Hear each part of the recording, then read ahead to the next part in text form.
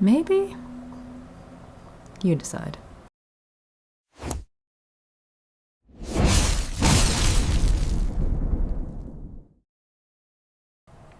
Okay, so yeah, in my last video about the Samsung Galaxy Tab S11 Ultra, I did a lot of whining and complaining about the changes that they'd made, especially to Samsung DeX.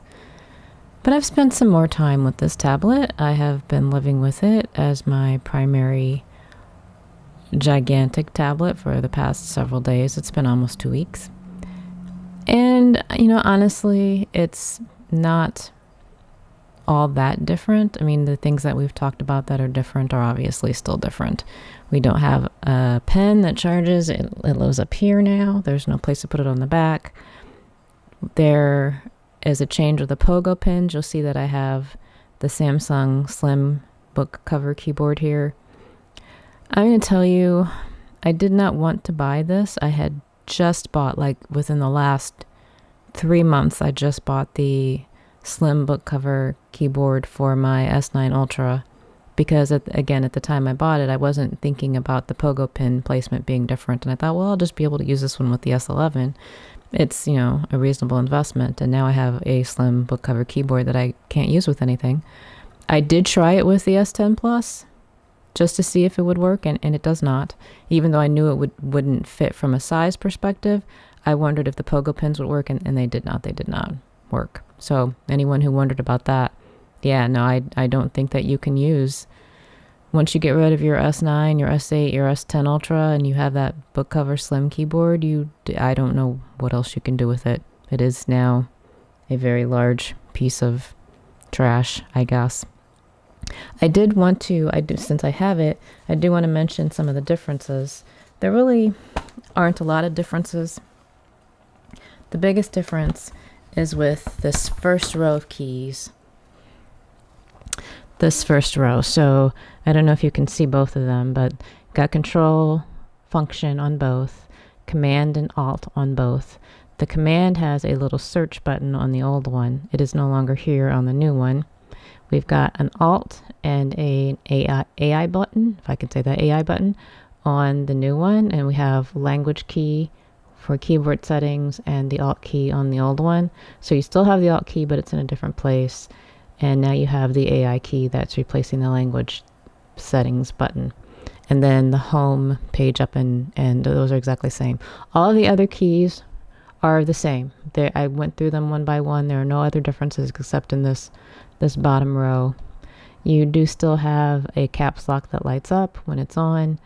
And again, you'll see on this one, you've got pogo pins here, and on the other one, you've got a little flap. So they are basically the same. Obviously, they're different colors, but just that pogo pin placement renders this one now obsolete. But in case you wondered if there were differences in the keys, it's just in this bottom row right here. And the keys are pretty much the same. The changes are fairly minor. If you miss the language button, you can probably remap it. I haven't used the AI key. I've had this keyboard for a few days. Never even once thought to use the AI key, so if that tells you anything. But I never used the language key either, so either way, I don't have a preference. So that is the old and new keyboard differences. Again, it was not my plan to buy this one, but because the new book cover keyboard that Samsung is supposed to be creating for this is not out yet, I needed a keyboard, because if you saw my first video, you know that the Saki magnetic keyboard, the magnet placement is also different, so that one doesn't fit right. And although I can use it, I always drop things in every video. Although I can use it, it's not ideal, and so I don't use it all that often. I do have it next to my bed, so if I want to prop up the tablet and do some typing or do some swiping with the trackpad or watch some video, I have it accessible. So I can use it. I just don't. This one's a little bit more convenient. It's also lighter and thinner. If you've used the previous Slim cover keyboard, you know what to expect. The key travel is very shallow. I've been using keyboards like these with their very thick keys for a while, and so I'm spoiled for travel at this point. But nevertheless, this will do in a pinch when you really need something and you want something to take on the go. This is better than nothing. Now, the biggest disadvantage of the slim keyboard covers is that they don't have any kind of navigational trackpad, trackball, little Lenovo sticky buddy thing in the middle. Wouldn't that be great if they did that? I don't know why no one does. Lenovo doesn't even do it anymore. Anyway, I picked up a Bluetooth pen mouse just to try out. I had one similar to this. It was a different style. This one is made by Plima. I'd never heard of the brand. Apparently it's patented. The difference between this one and the one I had before is this one's Bluetooth. It can also work with a USB receiver. But I really liked the other Bluetooth, the other pen mouse I had. It wasn't Bluetooth. It just had the receiver because it feels very comfortable to hold as a pen. And I don't know if you can see my cursor flying around on the screen as I hover on things here at the bottom. Maybe you can see them popping up. So it works very well to hold as a pen, and it's got a scroll wheel so you can scroll. That's pretty handy with the scroll wheel. I'm just scrolling with my finger. And the difference between this one and the one I had before is of how you click, how you left click. So with this one, you push down on this button to left click. So if I want to open a link, I just push down. And if I want to do a right click, I hit this button. Now, this particular mouse, like I said, has been pretty handy to use. I don't have any major complaints about it. These are forward and back buttons. So if you're in the browser, you can go forward or back with these buttons, which can be handy sometimes. And then you've got I think a middle button if you want to use a middle button. So obviously the most important thing is how well does it scroll, and it scrolls pretty well if you get it positioned in the right place. The hardest thing to get in, and the one thing I do want to say though is you can hover as long as the little blue light is on. I don't know if you can see the little blue light, but you can hover. Let me get the cursor back where it needs to be. So the cursor's there and I can scroll even though it's not touching the thing. So because it does click when you push down on it, sometimes it's easier to just hover and scroll than it is to push down and scroll. I like this okay. This was about $50 on Amazon. I haven't been using it for very long, but I do like having it as an alternative to a mouse. Like I said, I had another pen mouse that worked with a receiver, and I thought I would try one that operates on Bluetooth just to have it as something that I can use. And I've kind of had to learn to adapt to it. It is a very different experience because it's not like a mouse that's always where you leave it, right? I've had to learn to put the cursor where I want it to be, lift up, go away, and then make sure when I come back, I'm in kind of the same spot. It's very much a difference in operation, but I like it enough so far. If you're interested, I'll have a link in the description if you want to try one out. It's definitely something to consider because it's small enough it can just rest right there. So that's kind of handy. There really aren't a lot of good accessories out for the S11 yet. So the screen protector that I have is a different one than I had on it before. What I had on it before was a leftover I had from a 3-pack that I had bought for the S9 Ultra. I have a Nano texture glass screen protector on my S10 Plus that I really, really like, but that particular brand, I couldn't find it for even the S9, S10 Ultra.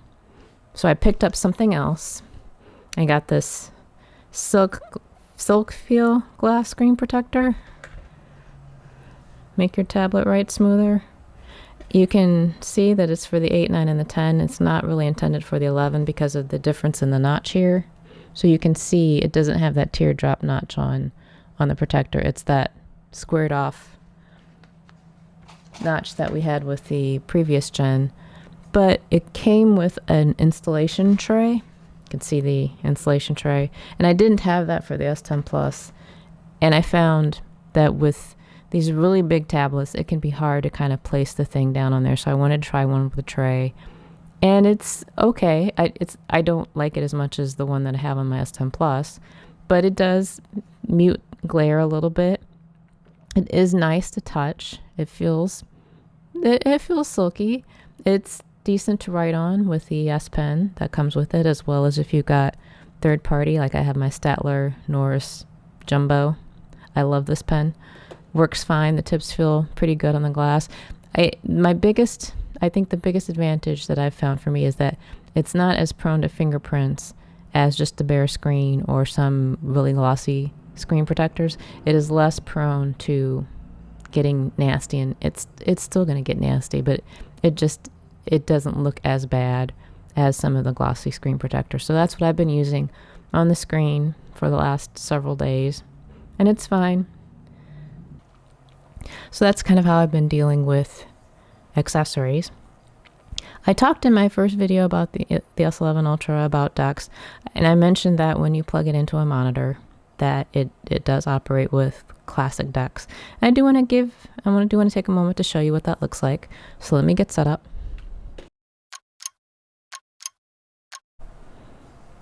Okay, now we're back, and I have an external portable monitor plugged in.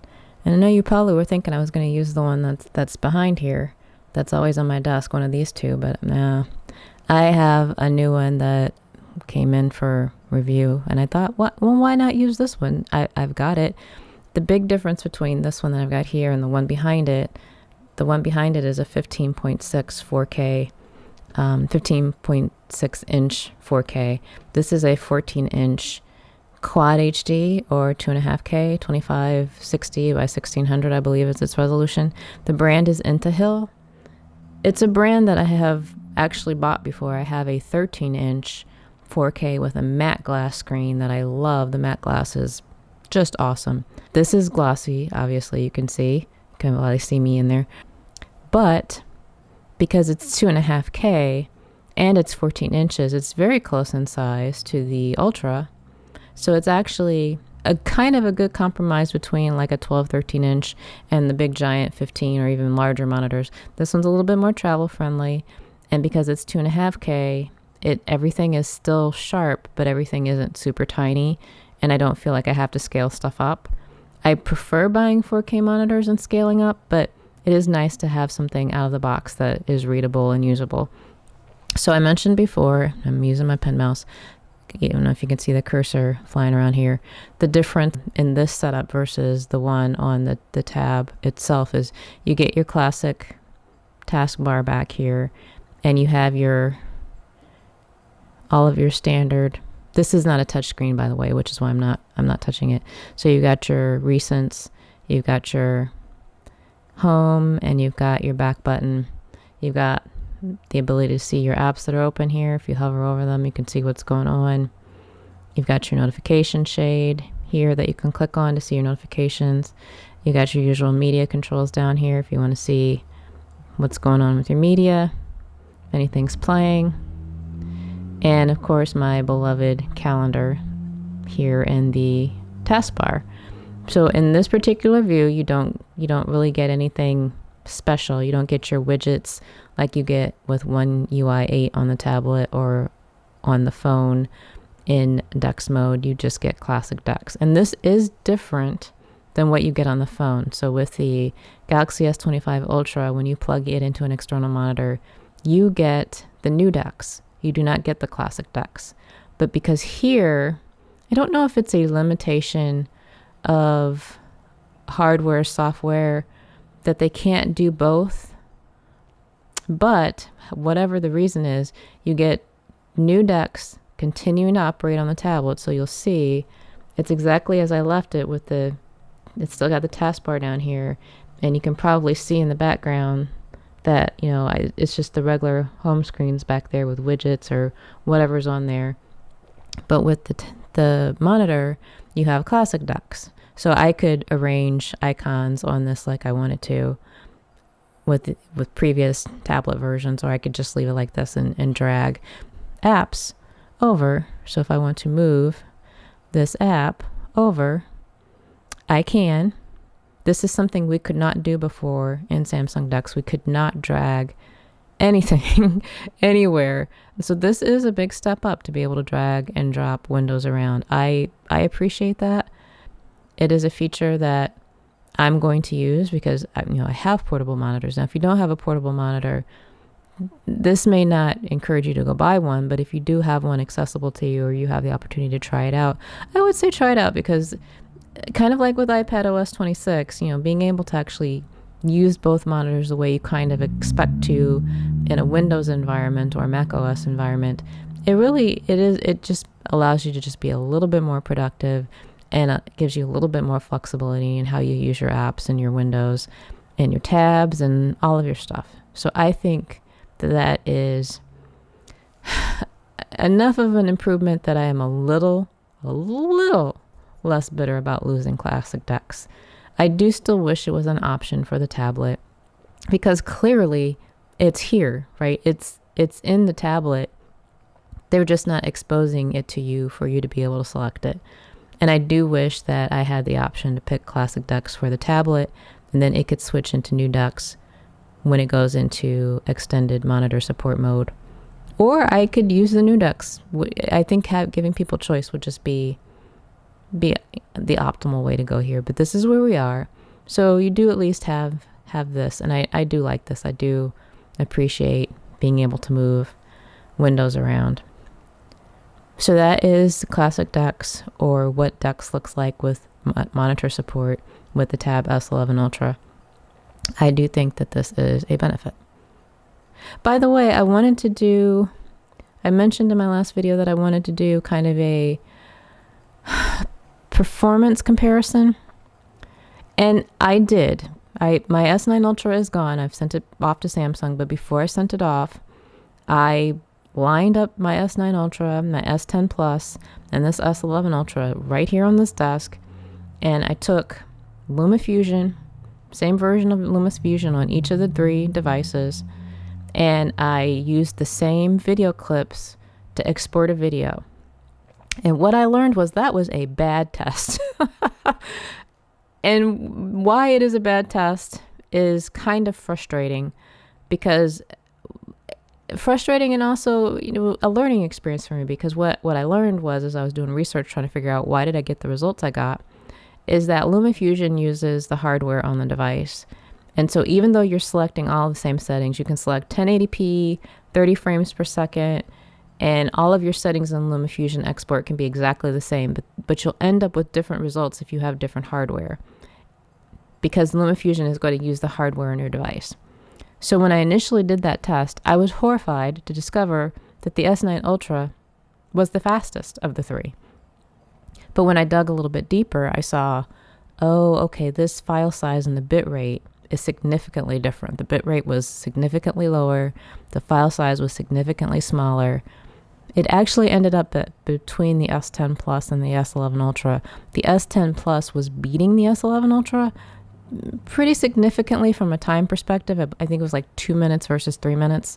And this was a 15-minute clip that I was exporting in 1080p, 30 frames per second. It took about 3 minutes with the S11 Ultra and about 2 minutes with the S10 Plus. And the bit rates were pretty similar. I want to say like maybe 16 megabits per second versus 17 megabits per second or something like that. I'll have to find the numbers and put them in the description. But really what I think it comes down to is that the hardware in the S11 Ultra hasn't been out long enough for apps to really be optimized for it. So the performance with the S10 Plus with that 9300 Plus from MediaTek has been out long enough that I think software is able to take better advantage of that hardware, whereas this 9400 Plus from MediaTek hasn't been out very long and there's not a lot of devices out there. If you want to use LumaFusion, I wouldn't tell you not to go buy the S11 Ultra. Just know that if you are coming from an S10, you may not see the performance improvements that you expected for a while. Hopefully, things will get better with time. I did want to mention that I tested that, and I didn't feel confident enough in my knowledge to be able to sit here and say to you, well, this is what happened and this is why. But I did want to share that I did run the test, and I think the results are at this point inconclusive. That's where I am with the S11 Ultra. I mean, I'm going to keep it. Of course I'm going to keep it. I got rid of my S9 Ultra. It's been sent off to Samsung. And I do like having this size around, even though I still have my S10 Plus.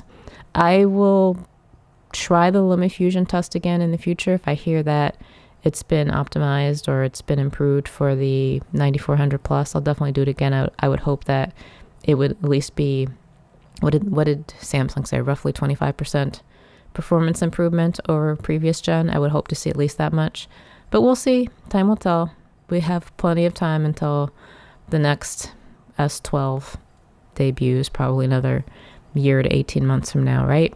If you're looking for a buying recommendation, honestly, if you have an S10 Ultra, I would say at minimum, keep your S10 Ultra until there are accessories on the market for the S11 Ultra.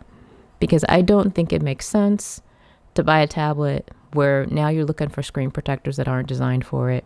Now you're looking for keyboard cases that aren't designed for it. Now you're trying to find ways to use it to make it work because nobody seems to have been ready for this tablet to come out.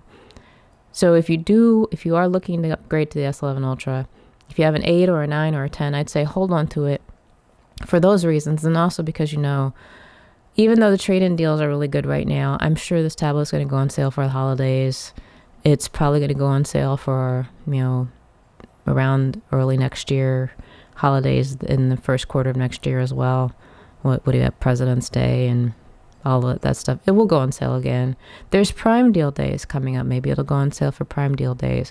I would say, though, my number one recommendation would just be wait for accessories because it doesn't make sense to have this $1,200, $1,300, however much it costs tablet, and you have to scrounge for accessories. I don't think that's acceptable.